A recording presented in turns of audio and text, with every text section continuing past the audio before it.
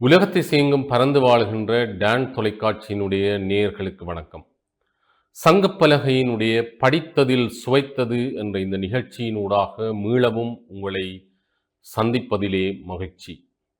இந்த மாதத்தினுடைய நாட்கள் என்பவை பெறுமதிமிக்க நாட்களாக, நினைவு கொள்ளத்தக்க நாட்களாக நகர்ந்து கொண்டிருக்கிற ஒரு மாதத்தை நாங்கள் கடந்து கொண்டிருக்கிறோம்.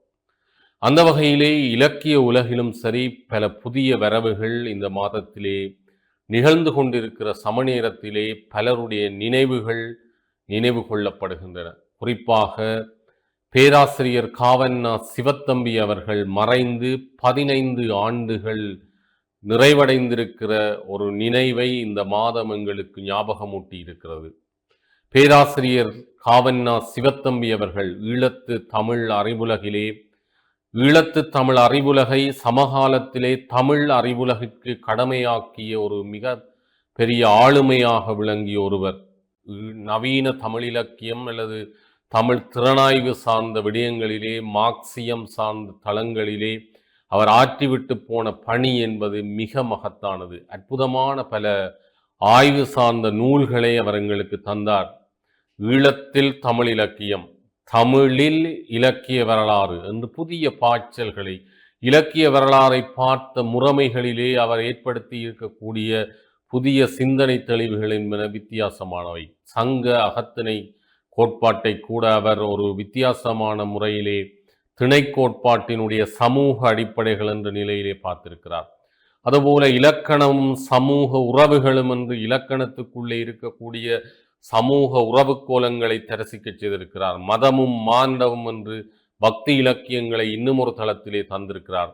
தமிழின் கவிதையியல் என்று பண்டை தமிழ் சமூகத்தை புரிந்து கொள்ளுதல், தமிழ் நாடகம் பற்றி அவருடைய ஆய்வு என்று பரந்து விரிகின்ற எல்லா தளங்களிலும் தமிழ் சிறுகதையின் தோற்றமும் வளர்ச்சியும். என்னுடைய கைகளில் இருப்பது நாவலும் வாழ்க்கையும் என்று அவர் தந்துவிட்டு போனார். அற்புதமான நூல். இப்படி பல நாடகம் அரங்கியல் சார்ந்து, தமிழியல் சார்ந்து, சமகால தமிழ் போக்குகள் சார்ந்து அவர் தந்துவிட்டு போன ஆய்வுகள், அவருடைய கருத்து நிலைகள் மிக காத்திரமானவை. இன்றும் தமிழகத்திலே சென்றால் பேராசிரியர் சிவத்தம்பியிடம் நீங்கள் கற்றவரா என்றால் அதற்கு ஒரு மிகப்பெரிய மரியாதை இருப்பதை நாங்கள் உணர்ந்து கொள்கிறோம். அந்தளவுக்கு எங்கள் ஈழத் தமிழ் உலகின் ஒரு பீஷ்மராக வாழ்ந்து மறைந்து விட்டாலும் நம் நெஞ்சங்களில் வாழ்கிற பேராசிரியரை நாங்கள் இந்த கணங்களிலே நினைத்துக் கொள்கிறோம். அவர் எங்களுக்காக ஆற்றிவிட்டு போன பணிகள் மகத்தானவை. ஆனால் ஏனோ தெரியவில்லை, உலகம் அவரை இன்று கொண்டாடினாலும் உள்ளூரிலே அவர் வாழ்ந்த இடத்திலே நன்றிக்குரியவராக இருக்க வேண்டிய பலர் இன்றைக்கு அவரை மறந்து விட்டார்களோ என்று எண்ண தோன்றுகிற காட்சிகளும் அரங்கேறாமல் இல்லை என்பதையும் மனவருத்தத்தோடு நான் தெரிவித்துக் கொள்கிறேன். ஆனால் இவற்றுக்கு அப்பாலெல்லாம் நாம் போற்ற வேண்டிய ஒருவர் என்பதை அண்மை காலத்திலே அவர் குறித்த ஆங்காங்கே நடந்த நிகழ்வுகள் எங்களுக்கு மெய்ப்பித்தன. இது ஒரு பக்கம். அடுத்து வருகிற நாட்களிலே, இப்பொழுது எதிர்வருகின்ற நாட்கள் என்பவை எங்களுடைய மதம் சார்ந்து ஆடிப்பிறப்பு வருகிறது. ஆடிப்பிறப்பு என்றால் ஆடிப்பிறப்புக்கு நாளை விடுதலை, ஆனந்தம் ஆனந்தம் தோழர்களே என்று நவாலியூர் சோமசுந்தர புலவரை நாங்கள் நினைக்க இருக்கிறோம் அந்த பாடலுக்கூடாக. அதுபோலவே இன்னும் ஒரு நாள் இருக்கிறது. ஜூலை 19 என்பது மறக்க முடியாத ஒரு நாள். முத்தமிழ் வித்தகர் என்று போற்றப்படுகிற சுவாமி பிபுலானந்தருடைய நினைவு நாள்.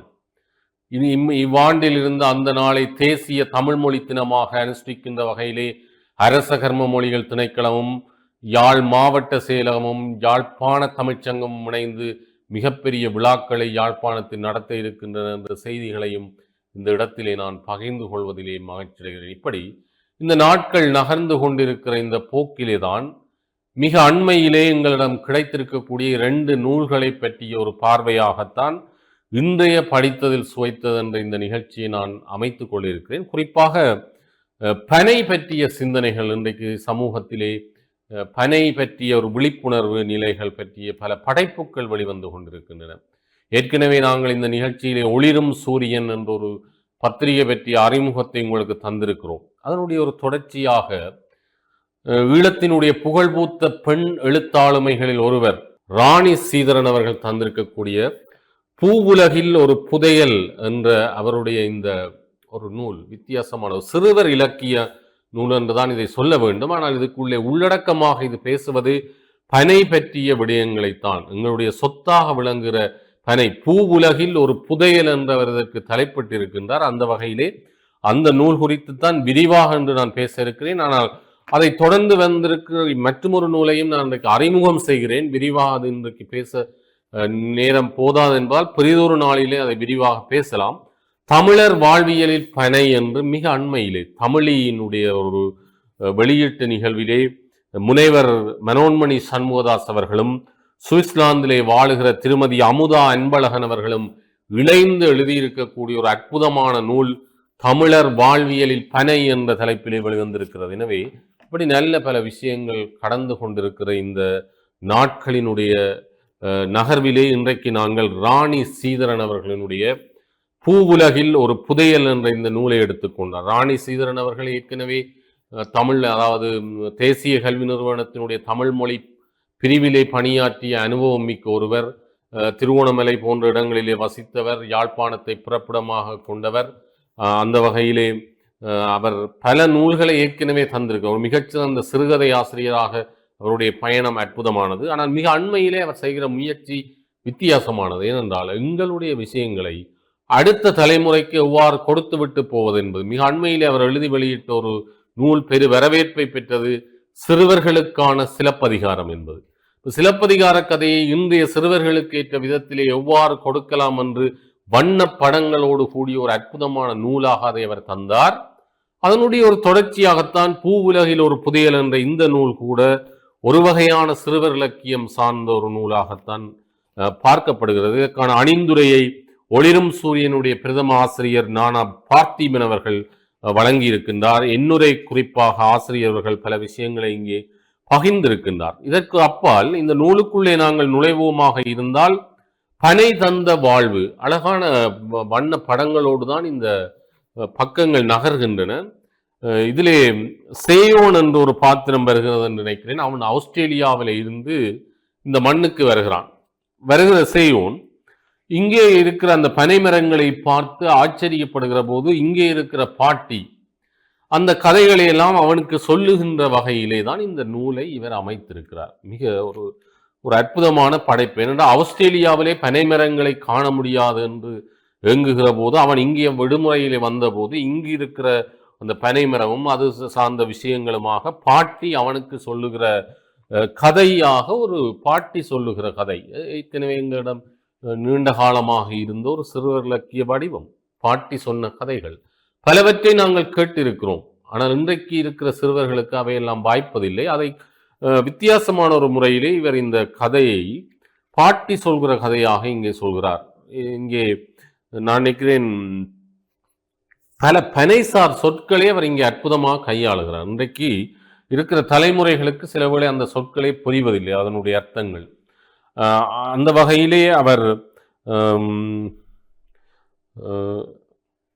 சில ஆட்களுக்கான பட்டப்பெயர்கள் கூட, இப்ப கருக்கு வேலி கனகர் என்ற ஒரு பட்டப்பெயரை அவர் இங்கே கருக்கு வேலி என்பது ஒரு பனைசார் ஒரு சொல்லாடல். இப்ப கருக்கு வேலி கனகர் வாழ்ந்த அந்த வீடு, அது பற்றிய விஷயங்களோடு தான் இந்த கதை தொடங்குகிறது. அப்ப அந்த இடத்திலே அவர் தன்னுடைய பேர குழந்தைகளுக்கு தான் சாகுற போது அந்த 5 பனைகளையும் தரைக்கக்கூடாது என்று சத்தியம் வாங்கி சாகுற அந்த கதைகள் சொல்லப்பட்டு, பின்னர் ஆஸ்திரேலியாவில் பிறந்து வளர்ந்த செய்யோன் இங்கே வருகிறான். அவனும் அந்த கதைகளை எல்லாம் கேட்டு பிறகு அவன் இந்த பாட்டியிடம் போய் ஒவ்வொன்றாக கேட்கிற போது இந்த கதைகள் ஒவ்வொரு விஷயங்களாக நகர்கின்றன. குறிப்பாக இங்கே பனை, அதாவது கம்நட் மரங்கள், கம்நட் மரத்தில் உள்ள காய்கள் தொப்பி போட்ட குழந்தைகள் போல தோன்றும். அவற்றை கம்நட் மரத்தின் குழந்தைகளாக்கி அவை பற்றிய பல கற்பனை கதைகளை கேட்டு வாசித்த செய்யோன். என்ற கம்நட் மரம் என்பது ஆஸ்திரேலியாவிலே இருக்கிற ஒரு மரம். அது கிட்டத்தட்ட பனை போன்ற ஒரு தோற்றப்பாட்டை தான் தரும். அந்த விடயங்களை சொல்லி எங்கள் மண்ணின் கம்நட் மரங்களாக விளங்குகிற பனைகள் எவ்வாறான விடயங்களை தருகின்றன என்று பூரான் கடிக்குமா. இந்த பூரான் என்ற சொல்லை பனை சார்ந்த நிலையை பார்க்கிற போது அதற்கு வேறொரு அர்த்தம் இருக்கிறது. அது ஒரு உணவாக உட்கொள்ளக்கூடிய ஒரு விஷயம். அந்த விடயங்கள் எல்லாம் இங்கே அவனுக்கு புதுமையான விஷயங்களாக இருக்கிறது. அங்கிருந்து வந்த அவனுக்கு அந்த விடயங்களுக்குள்ளாலே அவர் நகர்கிறார். பனமரக்காடு பறவைகள் கூடு என்று அந்த பனமரக்காடு என்று சொல்லி வந்த ஒரு படம் இருக்கிறது, திரைப்படம் வந்திருக்கிறது. பனைமரக்காடு என்று பாடல்கள் வந்திருக்கிறது. எனவே அந்த அந்த விடயங்கள் சார்ந்த நிலையிலே அது ஒரு எப்படி பறவைகளின் கூடாக இருக்கிறது. பனை மரங்களில் தான் பல பறவைகள் கூடு கட்டி வாழ்கின்றன என்று பலருக்கும் உதவுகின்ற பனையினுடைய செயற்பாடுகளை இயற்கை சார்ந்த நிலையிலே அவர் பேசு. கள்ளும் கதை சொல்லும் மிக அற்புதமான தலைப்புகள். இந்த தலைப்புகளை வாசிக்கிற போதே இதை வாசிக்க தூண்டுகிற வகையிலே அவர் அமைத்திருக்கிற சிறப்பு என்பது சிறப்புக்குரியது. இப்போ கள்ளும் கதை சொல்லும் என்கிற போது இந்த கள்ளு குடிக்கிற என்ற ஒரு விஷயம், அதில் இருக்கிற அதை எப்படி எங்கள் சமுதாயம் பார்க்கிறது, இல்லை அதில் இருக்கிற நல்ல விஷயங்கள் என்ன என்ற போன்ற பல விஷயங்கள் இங்கே பேசப்படுகின்றன. ஓலை வேலி காலம், இப்போ எல்லாம் கல்வீட்டு காலம், மதில் காலம், மாடி வீட்டு காலம் என்றால் இது ஓலை வேலி காலம் என்ற ஒரு காலம் யாழ்ப்பாணத்தில் இருந்திருக்கிறது. இந்த ஓலைகளினாலே வேலி அமைக்கிற ஒரு கலை இருந்திருக்கிறது என்ற விஷயங்கள்.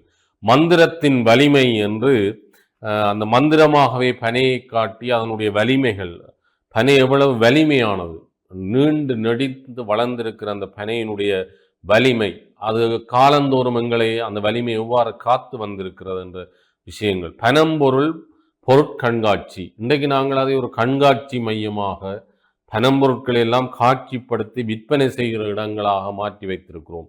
ஆனால் ஒரு காலத்தில் அது எங்கள் வாழ்வோடு எப்படி இணைந்திருந்தது, எங்களுடைய உணவு பழக்கங்களோடு ஏனைய பல விஷயங்களோடு என்று நாங்கள் இன்றைக்கு அதை மிக உணர்கிறோம் என்ற விடயங்கள் சார்ந்த. ஏடுகள் கூடம், இன்றைக்கு தமிழ் தப்பி பிழைத்திருக்கிறது என்றால் அது ஏட்டிலே எழுதப்பட்ட தமிழ்.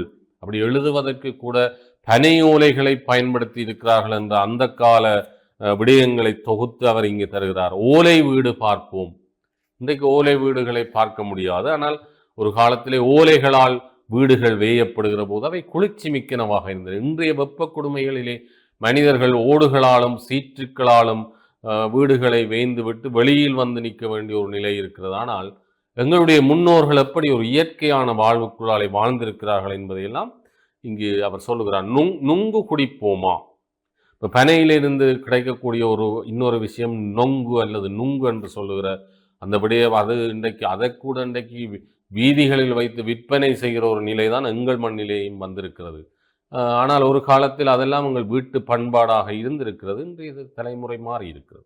அதே போல பனங்கிழங்கு, நாராய் நாராய் செங்கால் நாராய், பனம்படு பனையின் கிழங்கு பிளந்தென்ன பவளக்கூர்வாய் செங்கால் நாராய் என்று வருகிற சத்திமுற்ற புலவருடைய பாடலோடு தொடங்கி இந்த பனங்கிழங்கினுடைய பல்வேறு விஷயங்களை அவர் செய்யோனுக்கு சொல்கிறார். எல்லாமே இந்த செய்யோனை மையப்படுத்தி அவனுக்கு சொல்லப்படுகின்ற விஷயங்கள். பனையை தரைக்கலாமோ, அது ஒரு விழிப்புணர்வு ஊட்டுகிற விடயமாக. இப்படி பல நன்மைகளை தருகிற இந்த பனையை நாங்கள் தரைக்கக்கூடாது. பாட்டி சொன்ன பாட்டும் கதையும் என்று இந்த பனையை பற்றி பாட்டி சொன்ன அந்த பாட்டும் அதனுடைய கதைகளும் இங்கே சொல்லப்பட்டு, நிறைவாக பிரிவும் துயரும். விடுமுறைக்கு யாழ்ப்பாணம் வந்த செய்யோனுக்கு காலம் போனதே தெரியவில்லை. பல விடயங்களை ஆச்சரியமாயிருந்தன. பனைமரம், பாட்டி சொன்ன கதைகள் எல்லாம் கேட்டு அவன் இந்த விடயங்களை அறிந்து கொண்டான். நிறைவாக என்ன செய்கிறான் என்றால், அவன் விடுமுறையை விட்டு ஆஸ்திரேலியாவுக்கு போகிறான். அங்கு அவன் என்ன செய்கிறான் என்றால், தான் கற்ற அந்த நாட்டினுடைய தமிழ் பாடசாலை ஒன்றிலே பேச்சு போட்டியிலே அவன் எடுத்துக்கொண்ட தலைப்பு நான் கண்ட பனைமரம் என்று. இங்கு வந்தவன், ஆஸ்திரேலியாவிலே பிறந்த ஒருவன் இங்கு வந்து இந்த விடயங்களை எல்லாம் பாட்டியின் வாயால் கேட்டுவிட்டு மீண்டும் அங்கு சென்று அங்கும் அந்த தமிழை வளர்க்கிற நோக்கிலே ஆஸ்திரேலியாவினுடைய ஒரு பேச்சு போட்டியிலே செய்யோன் நான் கண்ட பனைமரம் என்று பேசி வெற்றி பெறுகிறான் என்று இந்த தொகுதியை முடிக்கிறார் ராணி ஸ்ரீதரன். மிக அற்புதமாக இருக்கும். சிறுவர்கள் வாசிப்பதற்கு எந்த தடைகளும் இல்லை. அவர்களுக்கு விருப்பமான ஒரு மொழிநடையிலும் வடிவத்திலும் அவர் தந்திருக்கிற இந்த முயற்சி உண்மையிலே போற்றுதற்குரியது. இப்படி ஒரு பனை பற்றிய விஷயங்களை வெறும் கட்டுரைகளாக பாடல்களாக பார்த்த நாங்கள் அதையும் ஒரு சிறுவர் இலக்கியமாக படைத்து காட்ட முடியும் என்பதிலே வெற்றி கண்டிருக்கிறார் ராணி ஸ்ரீதரன் அம்மையார் அவர்கள். அவருடைய இந்த பணி தொடர வேண்டும் என்று வாழ்த்தி மீண்டும் சங்கப்பலகையினுடைய மற்றொரு பகுதியில் உங்களை சந்திக்கும் வரை உங்களிடமிருந்து விடைபெற்றுக் கொள்கின்றேன். நன்றி, வணக்கம்.